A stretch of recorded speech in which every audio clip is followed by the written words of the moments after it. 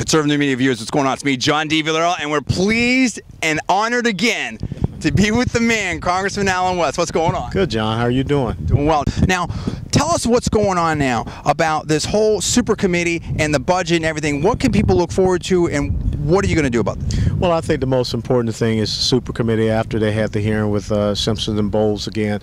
I think they've been poked in the chest enough.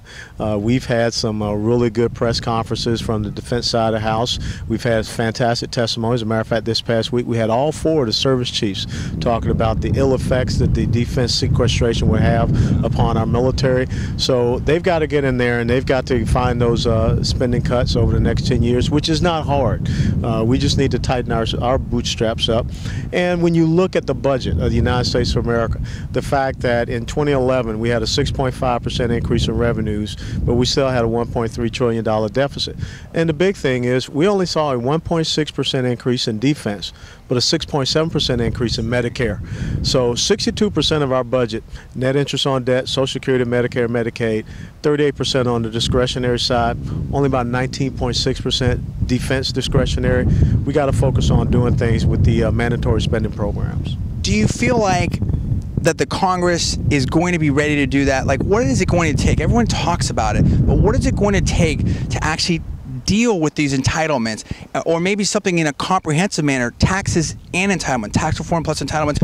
Or do you feel like, is it even possible that we end up like looking at what's happening over with the EU and Greece and everything like that? I mean, it's pretty scary. Well, yeah, but the thing is that this is not about asking the American people to send more of their hard taxpayer dollars to Washington, D.C. Because like I just said, 6.5% increase in revenue, you still had a $1.3 trillion deficit. This is about us. Spending problem. And this is about us coming up with tax reform, which means that we need to move away from this progressive tax code system, which does create a separation amongst the populace in this country.